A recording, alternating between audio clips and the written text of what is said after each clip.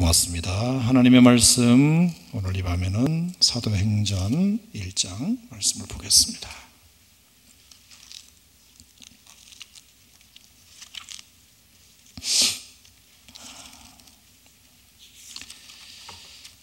사도행전 1장. 지난주에 이어서 오늘은 8절에서 11절 말씀입니다.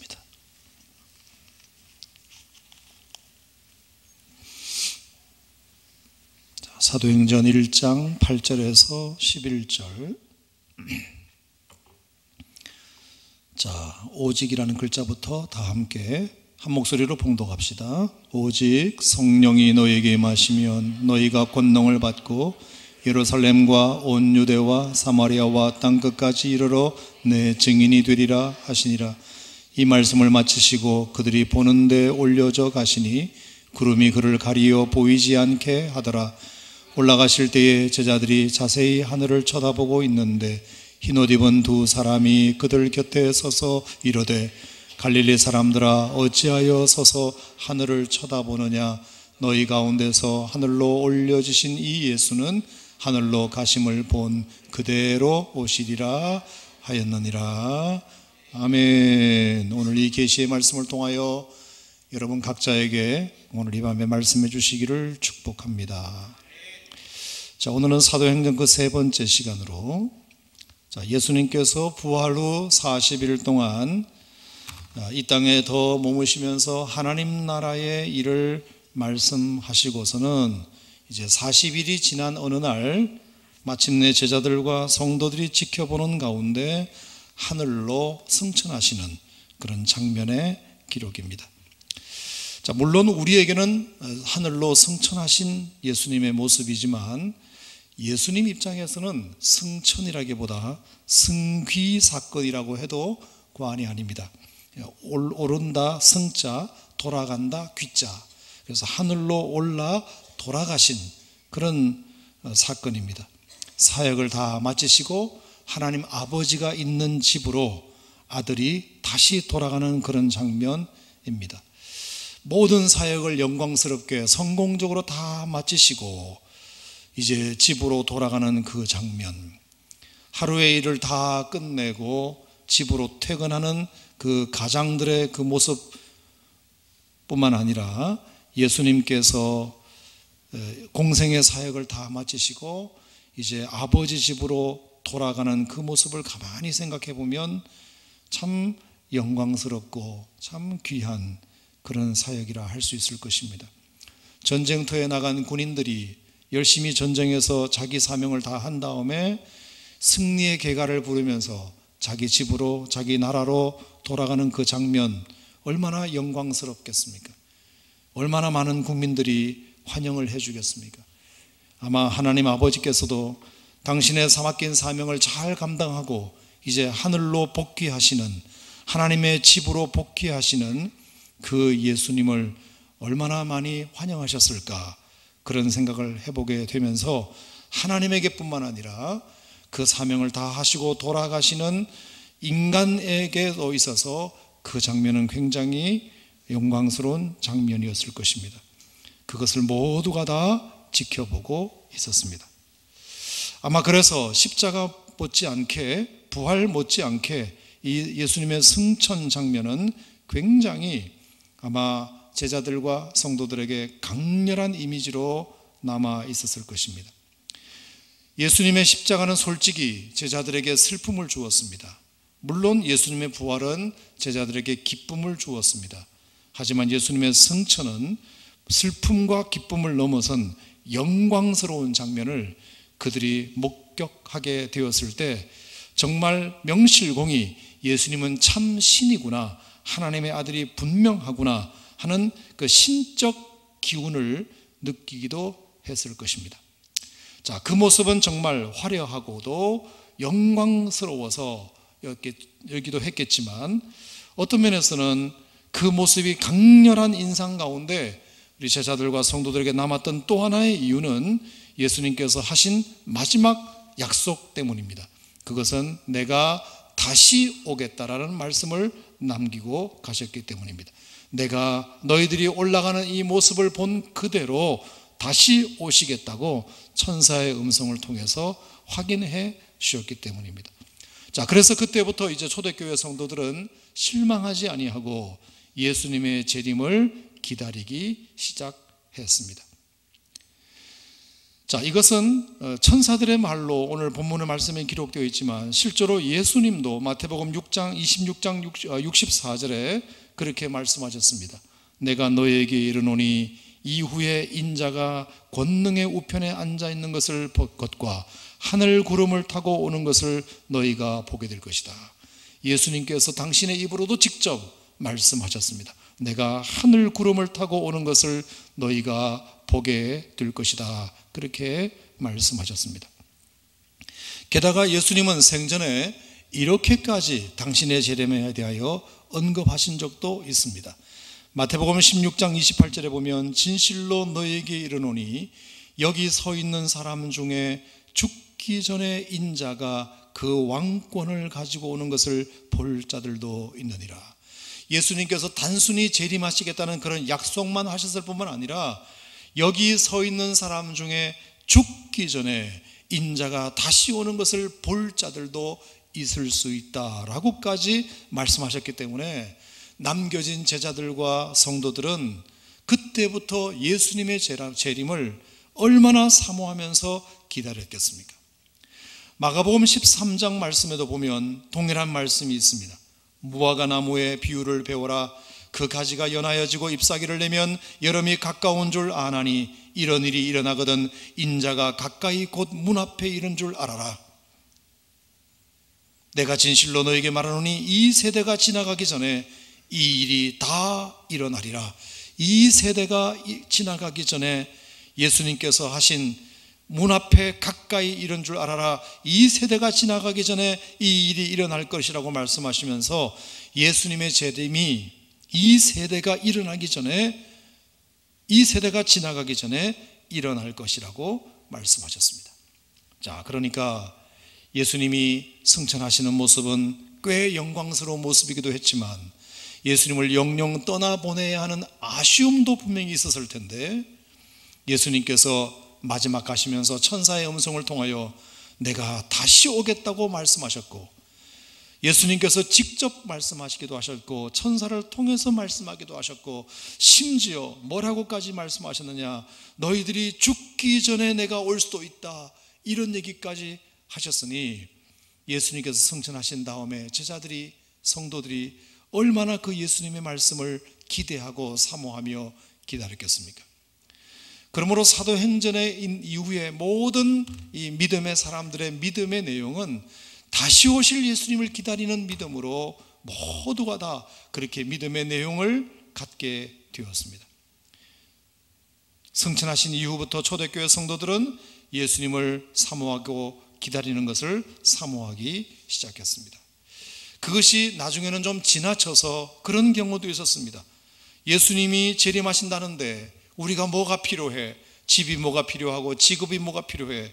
자녀들 교육시키는 것이 뭐가 필요해? 돈 버는 것이 뭐가 필요해? 다 필요 없어. 그러면서 모든 것을 다 접고 기다리는 성도들도 생기기 시작했습니다. 그것은 요즘도 그런 일이 있을 수 있습니다. 실제로 그런 일은 지금도 일어나고 있습니다. 옛날에 1992년도에 다미의 선교회도 그랬고 신천지도 그렇고 대부분의 시한부 종말론자들이 시간을 정해놓고 예수님의 종말을 기다리는 사람들은 대부분들의 형태가 다 그런 식으로 예수님이 곧 오신다는데, 내가 죽기 전에 오실 수 있다는데, 내가 직업을 가지는 것이 뭐가 필요하고, 학교 공부하는 것이 뭐가 필요하고, 직업을 갖는 것이 뭐가 필요하냐, 아이들도 다 교육시킬 필요 없다, 그렇게 생각하고 예수님의 그 재림에만 완전히 함몰되어 아무것도 하지 않고 포기하고 예수님만을 기다리는 그런 형태도 사실상 지금뿐만 아니라 그때도 나타나기를 시작했습니다. 하지만 여러분, 결론적으로 말씀드리면 예수님의 이 말씀은 꼭 그런 뜻으로만 해석해서는 안 될 것입니다. 왜냐하면 예수님께서는 마태복음 24장에 이런 말씀도 하신 적이 있기 때문입니다. 복음이 모든 민족에게 전파되어야 그제야 끝이 오리라. 29절 말씀에는 큰 환난 후에 해가 어둡고 달이 빛을 잃고 별이 떨어지는 큰 환난이 있은 다음에 예수님의 재림이 오게 될 것이다, 그렇게 또 말씀하셨습니다. 자, 그러니까 어떤 구절에서는 마치 예수님께서 곧 오실 것처럼 예수님의 이 재림에 대한 약속을 듣는 제자들이 죽기 전에 살아있을 동안에도 예수님이 재림하실 것처럼 언급되어 있는 구절도 있고, 또 어떤 구절에는 이 세상의 모든 민족에게 다 복음이 증거되어야 그제야 끝이 온다, 예수님의 재림이 그때 이루어질 거라고 말씀하신 구절도 있고, 우리가 그런 것을 보면 우리가 성경을 좀 균형 있게 보아야 할 이유가 여기에 있습니다. 자, 그러므로 오늘 예수님께서 아까 언급한 것처럼 제자들이, 성도들이, 예수님의 말씀을 듣고 있는 그 사람들이 살아있을 때에 예수님이 다시 올 수 있다고 한 것은 그런 의미라기보다는 이렇게 해석하는 것이 더 옳으리라고 생각합니다. 너희가 살아있을 때가 아니라 너희들처럼 이 땅에 있는 모든 믿음의 사람들이 살아있을 때에, 이 세상 모든 세대 모든 사람들이 살아있을 때에 예수님이 재림하실 수도 있다는 사실을 알고 준비하라는 뜻이 되는 것입니다. 너희가 살아있을 때가 아니라 너희들처럼 사람들이 살아있을 때에, 너희들이 생명을 유지하고 있을 때에 예수님이 재림하실 수 있으니 준비하라는 말씀이 아마 더 예수님께서 하신 말씀의 본질이 아닐까 생각합니다. 이것은 전 세대를 가리키는 예수님의 말씀으로 보아야 옳은 것이고, 언제든지 예수님께서 너희들이 살아있을 때 예수님이 오실 수 있으니 살아있을 때 준비하라는 말씀을 더 강조하는 말씀인 것입니다. 그러므로 사랑하는 성도 여러분, 어쩌면 예수님께서 여러분들이 살아계실 때 예수님이 오실 수도 있음을 여러분도 믿으셔야 합니다. 아멘. 그리고 우리의 다음 세대들이, 우리 자녀 세대들에게도 똑같이 적용됩니다. 부모 세대에는 예수님이 오시지 않았지만 너희들 세대에는 너희가 살아있을 때 예수님이 재림하실 수 있으니 너희가 살아있을 때 준비하여라.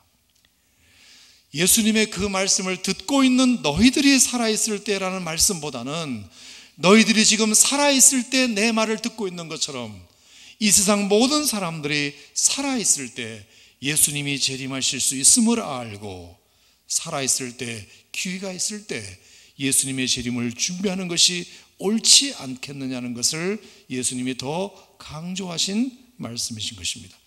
그러므로 우리가 주님 앞에 가기 전에 그 어느 때, 그 어느 시간에, 그 어느 때에라도 주님이 우리에게 다시 오실 수 있음을 기억하고, 그 시기와 때는 알 수 없으나 우리가 살아있을 때에 분명히 오신다고 말씀하셨으니 어느 세대가 살아있을 때인지는 모르지만 내 때에 살아있을 때 예수님이 오실지, 내 자녀들이 살아있을 때 예수님이 오실지, 내 자녀의 자녀들이 살아있을 때 예수님이 오실지 그건 모르지만 누군가는 살아있을 때에, 누군가는 죽기 전에 예수님이 오실 것은 분명하니 어느 세대든지 살아있을 때에 예수님을 영접할 준비를 하고 살아야 하는 줄로 믿으시기를 바랍니다.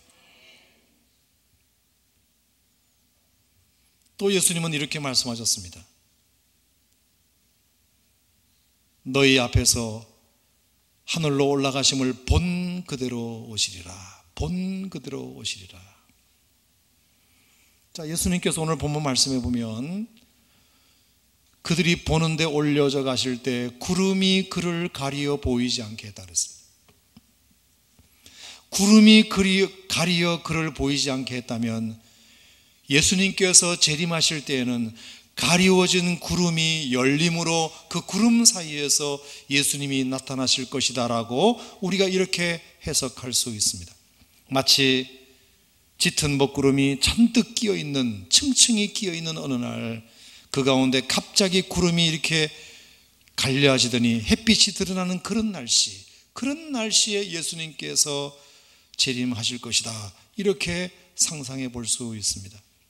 하지만 여러분, 오늘 여기서 말하는 이 구름이라는 이 단어는 우리가 지금 보는 이렇게 물알갱이가 모여가지고 하얀 구름이 되고 더 많이 모이면 먹구름이 되는 그런 보이는 구름을 가리킨다고 보기는 어려운 것 같습니다. 어쩌면 이 말씀은 예수님께서 구름 속에 가리우셨다, 그리고 그 가리워진 구름 사이로 예수님이 다시 오실 것이라는 이 말씀은 하나님의 방법으로 오신다는 이 말씀이 사실은 더 맞는 말씀인 것입니다.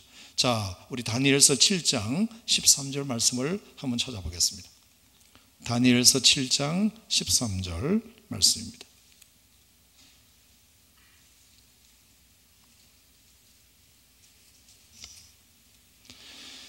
자, 예수님의 재림이 꼭 구름을 타고 오시는 것이냐, 본 그대로 오신다고 그러셨으니까 아마 예수님은 구름 타고 오실 것이다, 우리가 보이는 이런 구름을 타고 오실 것이라고 생각을 하는데, 과연 그것이 우리가 보이는 구름을 말하는 것이냐, 아니면 하나님의 어떤 방법을 말하는 것인가?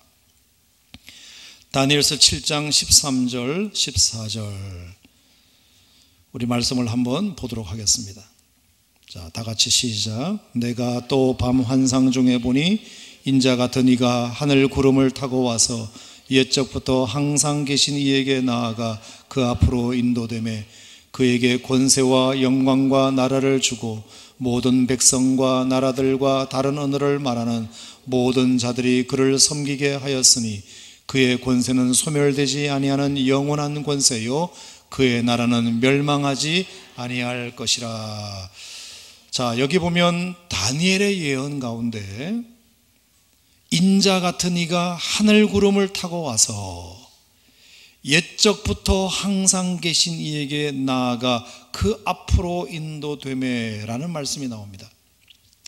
자, 여기 보면 하늘 구름을 타고 오셨다. 자, 인자 같은 이가 하늘 구름을 타고 오셨다고 되어 있습니다. 자, 누구를 말하는 것이겠습니까? 예수님이죠. 인자가 예수님이시니까 인자 같은 이가 하늘 구름을 타고 와서 옛적부터 항상 계신 이, 그는 누구입니까? 옛적부터 항상 계신 이는 누구입니까? 하나님이시죠. 자, 예수님께서 하늘 구름을 타고 내려와서 옛적부터 항상 계신 이 하나님에게 나아가 그 앞으로 인도되매 그에게 권세와 영광과 나라를 주고 모든 백성과 나라들과 언어를 말하는 모든 자들이 그를 섬기도록 하였다.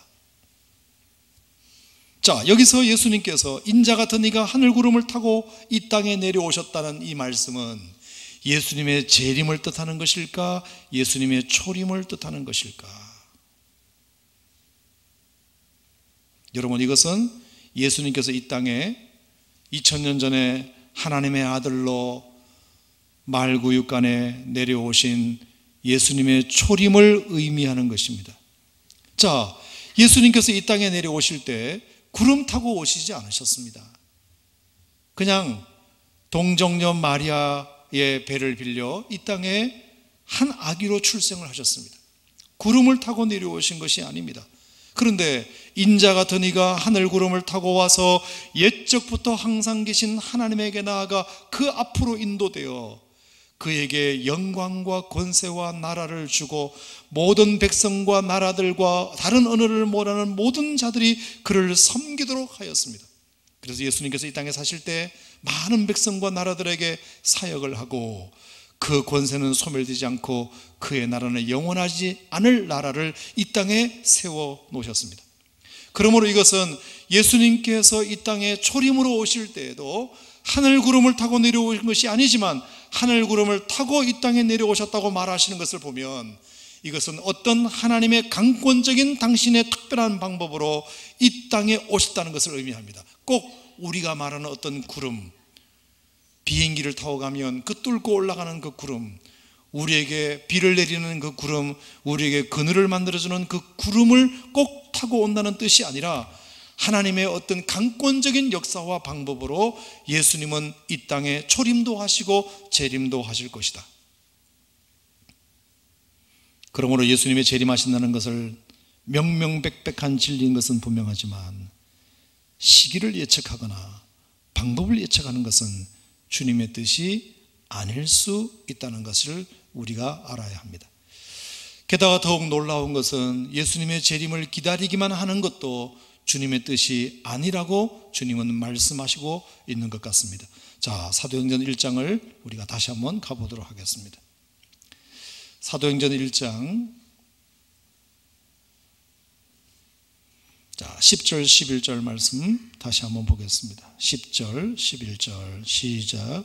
올라가실 때에 제자들이 자세히 하늘을 쳐다보고 있는데 흰 옷 입은 두 사람이 그들 곁에 서서 이르되 갈릴리 사람들아 어찌하여 서서 하늘을 쳐다보느냐. 자, 흰 옷 입은 두 사람이 예수님 곁에 서서 그리고 그들 무리들 가운데 서서 갈릴리 사람들에게 이렇게 말합니다. 어찌하여 서서 하늘을 쳐다보느냐. 어찌하여 서서 하늘을 쳐다보느냐. 여러분, 이 말씀이 무슨 말씀일까요? 왜 흰 옷 입은 두 사람 곧 천사는 갈릴리 사람들이 예수님이 하늘로 올라가시는 그 장면을 바라보고 있는 것을 어찌하여 바라보고 있느냐라고 말했을까요? 어찌하여 보고 있느냐라고 말했을까요? 여러분, 여기에 굉장히 중요한 행간에 흐르는 하나님의 뜻이 하나 있습니다. 그건 뭐냐? 너희 가운데서 하늘로 올려주신 이 예수는 하늘로 가심을 본 그대로 오시리라 주님이 말씀하시는 이 구절 속에 담겨있는 진짜 의미는 너희들이 재림의 날만 쳐다보고 바라보고 아무것도 하지 않는 그런 어리석은 성도가 되지 말라는 뜻입니다. 그러니까 어찌하여 너희가 하늘을 쳐다보고 있느냐? 어찌하여 너희가 하늘만 뚫어지게 쳐다보고 있느냐? 어찌하여 너희가 하늘을만 쳐다보고 있느냐? 왜? 아까도 말씀드렸다시피 초대교회 성도들은 예수님께서 남기신 이 모습이 너무 강렬하여 예수님께서 평소에 하셨던 그 말씀이 너무나 믿어져서 그때부터 성도들은 다른 것 하지 않고 그저 예수님께서 곧 오신다 하셨으니 그냥 그것만 쳐다보고 하늘만 바라보고 오늘도 내일도 그냥 하늘만 쳐다보고 예수님이 오늘 오시려나 오늘은 안 오시려나 오늘은 안 오시려나.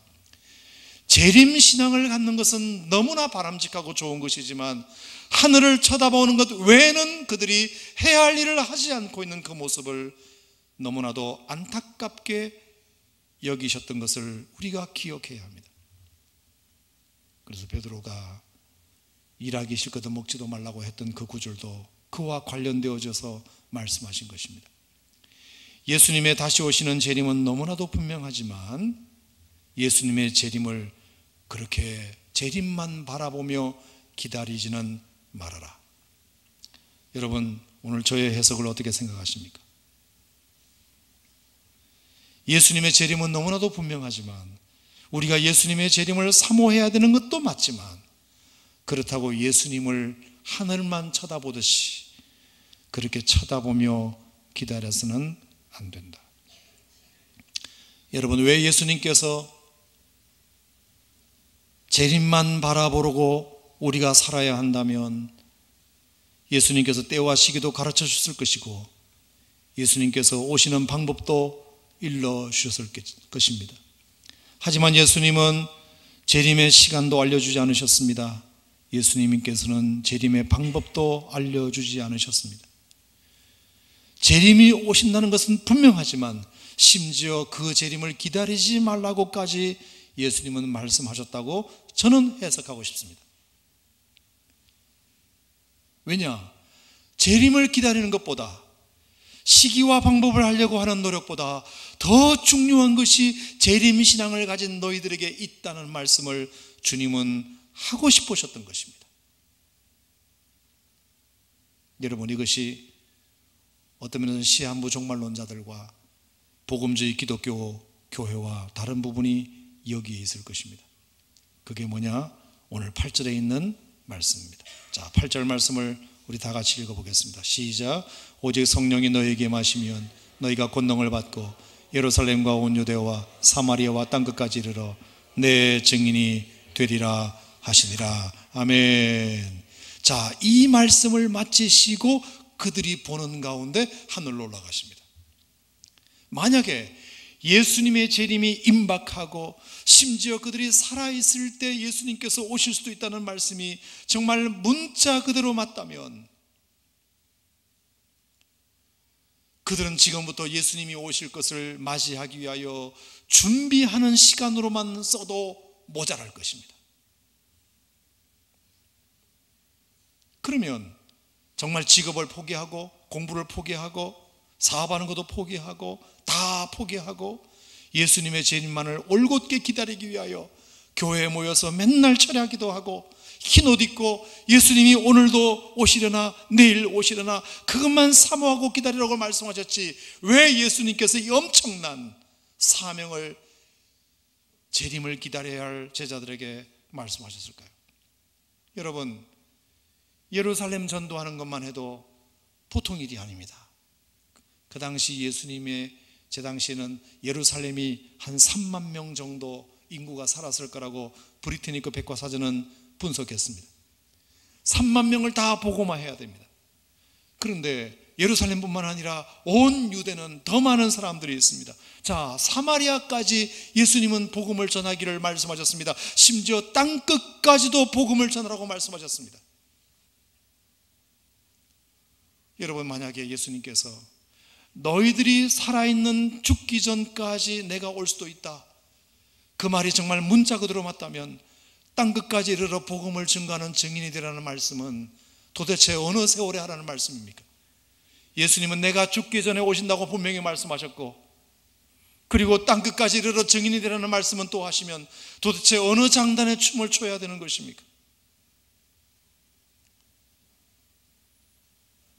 그러므로 우리가 주님이 맡기신 이 사명만 보아도 주님은 지금 임박한 재림을 말씀하셨기는 했으나 그것이 문자 그대로 너희들이 살아있을 때 내가 온다는 뜻이 아니라 누군가 하나님의 사람들이 살아있을 때 주님이 오신다는 사실을 기억하고 예수님의 재림만 쳐다보는 존재가 아니라 내가 너희들에게 맡긴 사명이 뭔지 기억하지, 예루살렘과 유대와 사마리아와 저 땅끝까지 내 증인되는 삶을, 재림을 맞이하는 사람이라면 그 사명 가지고 그 사명 감당하며 살아야 할 것이라는 것을 예수님은 더 말씀하고 싶어 하셨지, 예수님께서 재림하실 테니까 논 팔고 소 팔고 다 팔아서 너희들 어디 꼼짝달싹하지 않고 교회에 와서 철야 기도만 하라고 말씀하지 않으셨다는 것입니다. 성령이 너에게 마시면 너희가 권능을 받아서 예루살렘과 온 유대와 사마리아와 땅끝까지 이르러 내 증인이 되리라 하시니라. 이 말씀을 마치시고 그들이 보는 가운데 올려져 가셨다는 이 말씀은 예수님께서 마지막 남기신 이 말씀이 재림을 준비하는 너희들이 기억해야 할 유일하고도 절대적인 말씀이라는 사실을 오늘 우리들에게 강조하고 있는 줄로 믿습니다. 그러니 구름 사이에서 다 나타나실 것이다, 내가 죽기 전에 오실 것이다, 언제 오실 것이다, 이런 시기와 방법에 대해서는 그건 주님에게 다 맡겨진 것이고, 우리에게 맡겨진 것은 시기를 알아맞추는 것도 아니요 방법을 알아맞추는 것도 아니라 우리에게 맡겨진 것은 사명을 감당하는 것이 오늘 예수님의 재림을 진짜로 기다리는 사람들이 해야 할 준비라는 사실을 오늘 성경은 우리들에게 말하고 있는 것입니다. 그게 바로 뭐죠? 성령의 권능을 받아 증인되는 삶을 사는 것입니다. 성령의 권능을 받아 증인되는 삶을 사는 것입니다. 여러분, 성령의 권능을 받는다는 말이 뭘까요? 지난주에도 말씀드린 것처럼 성령은 바람입니다. 권능은 능력입니다. 성령의 바람 같은 성령을 받아 우리 안에 능력을 경험하는 것, 성령의 능력을 경험하는 것, 그리고 그것으로 사는 것. 내가 세상에서 얻을 수 있는 물질의 힘으로 사는 것, 우리가 이 세상에서 누릴 수 있는 지위의 힘으로 사는 것, 우리가 이 세상에서 얻은 지식의 힘으로 사는 것이 아니라 바람 같은 성령의 능력, 그것 의지해서 사는 것, 그게 성령의 권능을 받는 것입니다. 에베소서 5장 18절에 술 취하지 말고 이는 방탕한 것이니 성령의 충만을 받으라 그러셨습니다. 성령 충만함으로 술 취하지 않는 것이 성령의 권능을 받아 사는 삶입니다. 세상에 취하지 않는 삶이 성령의 권능을 받아 사는 삶입니다. 세상과 섞이지 않는 것이 성령의 권능을 받아 사는 것입니다. 바다 위에 배는 떠 있을 수밖에 없지만 바닷물이 배 안에 들어오면 침몰하게 되는 것처럼 우리가 이 세상에 발을 딛고 살 수밖에 없지만 이 세상의 풍조가 우리를 덮어버리면, 술 취해버리면 성령의 권능으로 우리는 살 수가 없습니다. 세상의 그 어떤 취함이 우리를 유혹한다 할지라도 성령의 권능으로만 사는 것, 그것이 재림을 준비하는 성도들이 가져야 할 요소입니다. 로마서 15장 13절 말씀에 보면 이런 말씀도 있습니다. 성령의 능력으로 소망이 넘치게 하시기를 원하노라. 성령의 능력으로 소망이 넘치기를 원하노라. 성령의 권능을 받아 사는 삶이란 또 어떤 것일까요? 소망을 가지고 사는 삶입니다. 그 어떤 경우에도 소망을 잃지 않는 삶입니다. 성령의 권능을 받아 사는 삶은 어떤 삶일까요? 술 취하지 않고 세상의 풍조에 휘말리지 않는 것이 성령의 권능을 받아 사는 삶입니다. 성령의 권능을 받아 사는 삶은 어떤 삶일까요? 성령의 능력으로 소망이 넘치는 삶을 사는 것입니다. 아멘. 사도행전에 보면 스데반 집사님이 유대인들에게 돌로 맞아 죽을 위기에 처했습니다. 이 세상에 그 어떤 사람도 목숨이 아깝지 않은 사람이 아무도 없지만 스데반 집사님의 그 마지막 순교하는 모습은 여러분 아시는 대로 그가 성령이 충만하여 예수님께서 하느님 보좌 우편에 앉아 서 있는 모습을 그가 보았다고 그랬습니다. 심지어 자기들에게 돌팔매질을 하는 사람들을 향하여 저들의 죄를 사하여 달라고, 마치 십자가상의 예수님처럼 스데반 집사님도 그렇게 기도하게 됩니다. 여러분, 어떻게 여전히 지금 자기 얼굴에, 자기 배에, 자기 등에, 자기 눈에 돌이 던져지고 있음에도 불구하고 하늘을 우러러 하나님 보좌 우편에 서 있는 예수님을 볼 수 있는 눈이 있으며, 어떻게 자기를 향하여 돌이 계속 던져지고 있음에도 불구하고 돌 던지는 그들을 오히려 용서해달라는 기도를 하나님 앞에 올려드릴 수 있을까? 그것은 그가 성령으로 충만하여 소망이 넘치는 삶을 죽기까지 살았기 때문입니다. 여러분, 이 소망은 얼마나 우리 예수 믿는 사람들에게 힘인지 모릅니다. 능력인지 모릅니다. 여러분, 재림을 준비하는 자의 진짜 주님이 원하셨던 모습은 바람 같은 성령의 권능을 받아 이 세상에 술 취하는 세상 속에 취하지 아니하고, 이 세상에 소망 없는 세상에 절망하지 아니하고 하나님 나라의 소망을 갖고 사는 것이 정말 성령의 권능을 받아 사는 삶인 줄 믿으시기를 바랍니다. 또한 사도행전 13장 9절 말씀에 보면 사도 바울이 구보로 섬에 갔을 때에 서기오 바울을 만난 적이 있습니다. 총독 서기오 바울을 만나가지고 그를 전도하여 예수님을 믿게 하려고 하는데 그 옆에 엘루마라는 마술사가 예수님을 못 믿도록 막 방해를 하였습니다.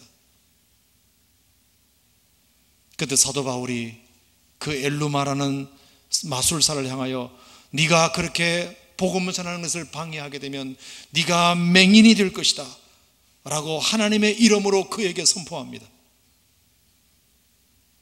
그래서 그가 맹인이 되고 맙니다. 여러분, 성령의 권능을 받은 바울은 자기를 향하여 자기의 세력을 방해하고 하나님의 복음의 사역을 방해하는 사람들에게 용기 있게 선포함으로 그 문제를 해결합니다. 여러분, 용기, 거룩, 소망, 이것이 성령의 권능을 받아 살아가는 삶의 모습입니다.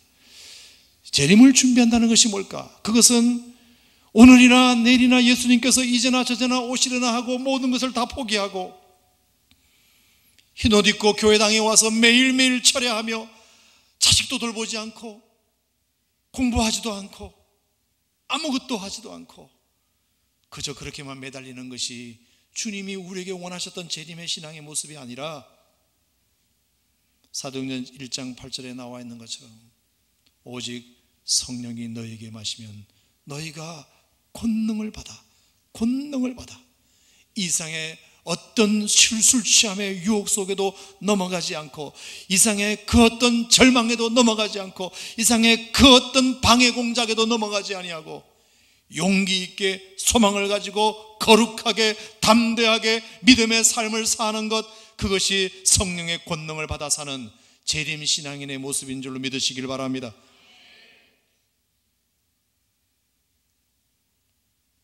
성령의 권능을 받아 증인이 되는 삶을 사는 것, 그렇게 해서 증인이 되는 삶을 사는 것, 마르티스, 마터, 순교자, 목숨을 거는 것, 내가 주님의 일에 목숨을 거는 것, 주님의 일이라면 내가 목숨을 걸고 사는 것, 목숨을 위하여 살지 말고 목숨을 걸고 사는 것, 목숨을 위하여 무엇을 먹을까? 목숨을 위하여 무엇을 마실까? 목숨을 위하여 무엇을 입을까? 염려하지 말라. 이 세상 사람들은 다 목숨을 위하여 사는 사람들이니, 하나님을 믿는 사람들, 재림을 기다리는 사람들, 성령의 권능을 받은 사람들은 목숨을 위하여 사는 것이 아니라 목숨을 걸고 사는 사람들이다. 아멘. 목숨을 걸고 사는 사람들이다. 주님께 목숨을 걸어놓고 사명의 목숨을 걸어놓고 사는 사람들이다. 역시 사도 바울은 그렇게 살았습니다. 그래서 사도행전 20장 22절에 보라, 나는 이제 성령에 매여 예루살렘으로 가는데 거기서 무슨 일을 당할는지 알지 못하노라. 오직 성령이 각 처에서 내게 증언하여 결말과 환난이 나를 기다린다 하시나 내가 달려갈 길과 곧 주 예수께 받은 사명, 은혜의 복음을 전하려 하면은 내 생명조차 조금도 귀한 것으로 여기지 아니하노라. 사도 바울은 복음을 전하는 데 목숨을 걸었습니다. 왜? 성령의 권능을 그가 덧입었기 때문에 증인된 삶을 사는 인생을 우리에게 보여준 것입니다. 그로 인하여 사도 바울로 인하여 1세기의 유럽과 아시아는 복음하려는 일에 놀라운 업적을 사도 바울이 이루게 됩니다. 사랑하는 오산침례교회 성도 여러분, 예수님은 재림하십니다. 분명히 언젠가 재림하십니다. 누군가는 살아있을 때, 우리 세대가 살아있을 때 예수님이 오실 수도 있고, 우리 자녀들이 살아있을 때 예수님이 오실 수도 있고, 아니면 우리 자녀의 자녀들이 살아있을 때 예수님이 오실 수 있습니다. 누군가는 살아있을 때 예수님이 분명히 오십니다. 그러므로 우리는 준비해야 하는 것은 맞습니다. 하지만 그것은 구름 사이에서 나타나는 것이 아니라 특별한 하나님의 방법으로 이 땅에 오실 것입니다. 그것은 그 누구도 어떤 방법으로 오실지 아무도 모릅니다. 그러므로 그 재림 신앙을 준비하는 유일한 방법은, 왜 너희가 하늘로 올라가시는 예수님을 쳐다보느냐 바라만 보고 있느냐? 바라만 보는 것이 재림 신앙이 아니라 사도행전 1장 8절에 주님이 분명히 말씀하셨듯이 너희가 성령의 권능을 받아 증인되는 삶을 사는 것이 진짜 예수님의 재림을 제대로 준비하는 것이다. 술 취하지 말고 거룩하고, 절망하지 말고 소망을 얻고, 비겁하거나 물러서지 말고 용기 있게 담대하게 증인된 삶을 목숨 걸고 사는 것. 우리가 어떤 직업을 갖든지, 살림을 하든지 공부를 하든지, 어떤 직업을 갖고 살든지 성령의 권능을 힘입어 목숨을 걸고 하나님의 증인된 삶을 사는 것, 이것이 예수님의 재림을 준비하는 주님께서 원하시는 진정한 모습이라는 사실을 여러분들이 믿으실 수 있기를 축복합니다. 아까 세교 성전에서 우리 남성 중창단이 불렀던 노래가 내주는 강한 성이요 방패와 병기 되시니, 그 찬송이죠. 여러분, 그 찬송가를 작사 작곡한 사람은 마르틴 루터 아닙니까? 잘 아시는 대로 95개조 반박문을 비텐베르그 대학 성당에 붙여놓고 많은 사람들의 핍박과 조롱과 회유와 협박을 받았습니다. 결국에 사제직을 박탈당하고 신학대학 교수직을 박탈당하고 나중에 결국에 까를 5세가 주최하는 회의에 와서 이제 당신의 주교를 박탈당할 것인가 어떨 것인가를 결정하는 자기 운명이 갈라지는 그 절대절명의 순간에 어느 누가 불안하고 겁먹고 그리고 두렵지 않은 사람이 누가 있겠습니까? 하지만 주님께서 그 회의장의 기왓장이 다 마귀로 변한다 할지라도 나는 주님께서 내게 주신 사명이 이것이기 때문에 목숨을 걸고라도 내가 나아가겠다. 그래서 그 언젠가 그 어느 때인가 아마 이 찬송가를 마르틴 루터가 썼을 것이다. 내주는 강한 성이요 방패와 병기 되시니 클로 하늘 안에서 우리를 구하여 내시리로다. 이 장수 누군가 주 예수 그리스도 만군의 주로다. 당할 자 누구랴 반드시 이기리로다. 여러분, 이게 성령의 권능을 받고 증인된 삶을 사는 모습이 아닙니까? 여러분, 우리나라 사회는 자유민주주의 국가이기 때문에 예수 믿는다고 목숨을 걸 일이 얼마나 있을까? 그렇게 생각할 수도 있습니다. 우리가 공산주의 국가에 살고 있지 않기 때문에, 회교 국가에 살고 있지 않기 때문에, IS의 위협을 받고 있지 않기 때문에 목숨 걸 일이 얼마나 있을까? 아마 그래서 우리가 많이 더 나태해진 것은 아닌가 생각합니다. 하지만 그럼에도 불구하고 우리는 성령의 권능을 받아야 합니다. 그럼에도 불구하고 목숨을 걸고 정인된 삶을 사는 것을 게을리하면 안 됩니다. 어떤 상황에도 어떤 조건에서도 우리가 이 말씀을 주님의 마지막 말씀으로 기억하고 이것이 주님의 재림을 기다리는 유일한 방패임을 기억하고 여러분 모두가 다 사도행전 1장 8절의 이 말씀을 마지막 시대를 살고 있는 여러분들이 붙들어야 할 유일한 말씀으로 삼으시기를 축복합니다. 따라합시다. 오직 성령이 너에게 마시면 너희가 권능을 받고 아멘 아멘 기도하겠습니다.